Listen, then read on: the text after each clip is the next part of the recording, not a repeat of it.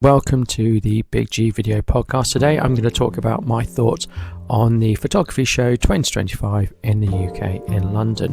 I'm going to talk about what I liked, what I disliked, and who I think this is for, if that's not immediately obvious.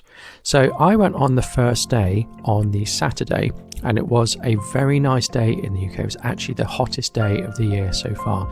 So it was a lovely day to go and be in a hall that's massive, but I actually spent quite a lot of time going outside, and I did some other things because the weather was really good. So it's in London, and I think next year it's in Birmingham NEC.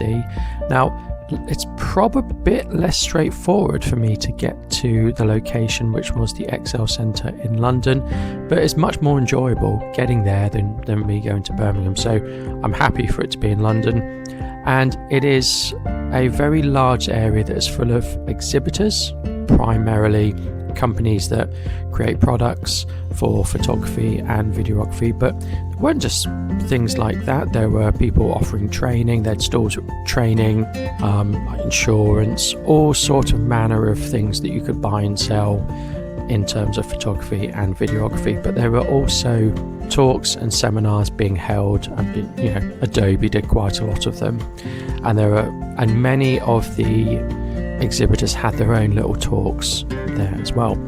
There was also a creator centre as well, and I'll try and talk about that later. So one of the highlights for me was bumping into and bothering Tamara Gabriel, YouTube filmmaker. I stopped to speak to her, completely interrupted what she was doing, and she was very nice about it. So that was really nice to meet her. So Tamara, if you're listening, I do apologise for taking you away from whatever you were doing on your laptop. So I liked basically just going around and looking at things. I think there's so many products out there for photography, but you don't really, particularly nowadays, you don't really get to see them close up. I'm quite lucky that I am based in Milton Keynes, and there's a Wex photographic store that I can go to and look at things and sort of get an idea. It's so much easier to look at things, but they don't have everything. It's quite a small store, but it is nice to be able to go and look at something rather than just look at it on a web page. So you can go and see everything, and you can pick it up, you can have a go of it, and that is not to be underestimated. If you're thinking about getting a camera or a particular lens, then you can go there, you can try it out, you can have a look, you can get to understand it, you can talk with the sales staff.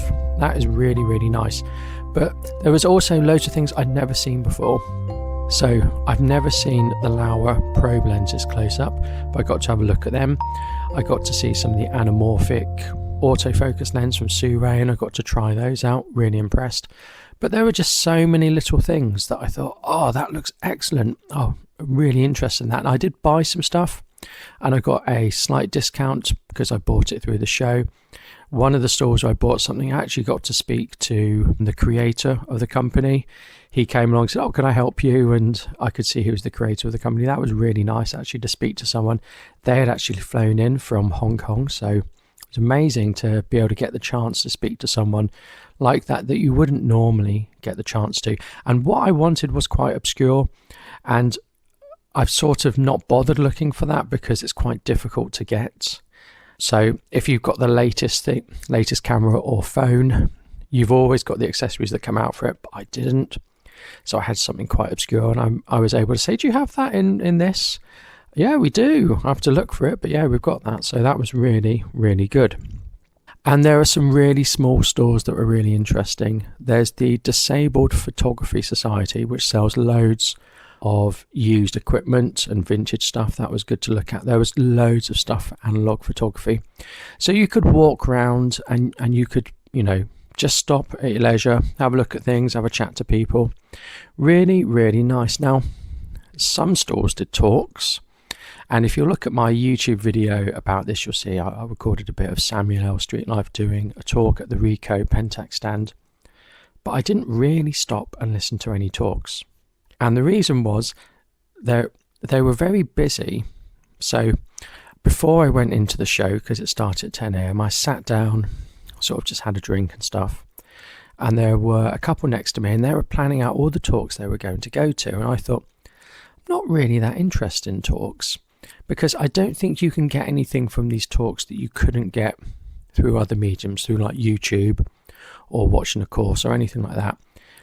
I didn't feel they offered anything that I didn't already know or didn't already have access to.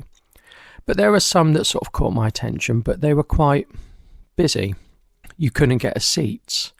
And it was actually really difficult for me anyway to hear, being at the back, what people were saying over the hustle and bustle and the noise of everything. So I didn't want to go and specifically watch any talks. I had a look through the sort of what was there, and I didn't really want to sort of schedule my time. So, right, I must be at this place for 11 o'clock. I just wanted to sort of take it as I came. So I didn't really make any use of the talks, although I think a lot of people go for the talks.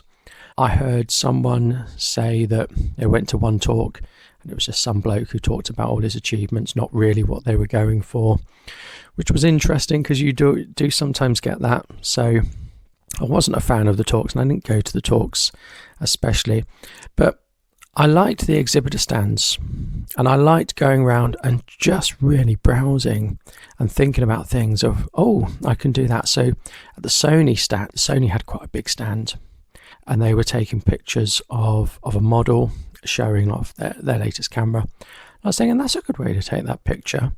Not necessarily understanding, the steps he was going through, but I thought I like the composition, I like the background, and I like how he's lit that.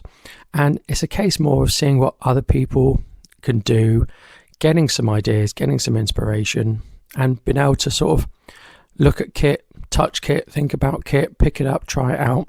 That's really good. You're going to find something you're not expecting to find at the photography show, which is really good. As I say, you get to pick things up, and I feel that's something that is just slipping away. Being able to pick it up, see what it feels like in your hand, that is just going with everything being purchased online. But you can also speak to people, and there's a social event, not a social event, there's a social element, I should say. So you can go and meet people there. If you're in London but someone else is in Brighton, it's a good opportunity, and you're both photographers, it's a good opportunity to say, I'll see you at the photography show, we'll meet here. And you also got to see lots of models. There were lots of models around doing various things. So sometimes it's quite nice just to say hello to certain models. And one of the casting sites I use, some of the models put out, I'm going to be on this stand at the photography show. Do come along and say hello. So it was really good just to experience all that. Now, something I do like about the photography show is that it's over 4 days. And that means you don't have to rush to go at the weekend. If you're busy on the weekend, you can go Monday and Tuesday. So it's Saturday to Tuesday. I always think it's better to go on the first day when everyone's got some energy, rather than like the last day when people just want to go home or the exhibitors want to go home. Something that they had this year that was really good was like a creator area. And that was basically really interesting backgrounds and props and things where you could take pictures or videos. That's really meant for your TikTok, YouTube influencer. I guess that's me then. So they had like Pac-Man and Tetris and big cards that you could stand in. That was really good, but I just went myself, so I didn't do anything there. But I think that was really good, and there was like a lounge you could sit down in, all just for creators. So I enjoyed it. I'm going to talk about who I think this is for.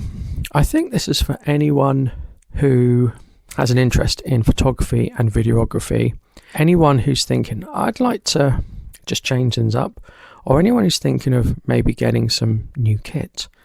I think it's a great place to go. You won't always get the best deals on new bits of kit, but you can see them, you can try them out, you can see how they feel, which you can't do when you're shopping on Amazon. So that obscure thing I found, it was cheaper there than it was on Amazon, but another accessory which is in the same ecosystem was cheaper on Amazon, so I got that when I got home. So I've got a few accessories to use with my mobile phone actually that I couldn't quite get, and I ended up benefiting from going there and getting that accessory or that ecosystem of accessories. So I would thoroughly recommend it if you can go. It is a good day out. I don't think I could spend 4 days there. I don't think I could spend 8 hours there, sort of 10 till 6. I was there for maybe 2 or 3 hours, and for me that was enough, and I went off and did other things in London. Do check out my videos about the photography show, and I hope to see you in my podcast later. Thank you. Goodbye.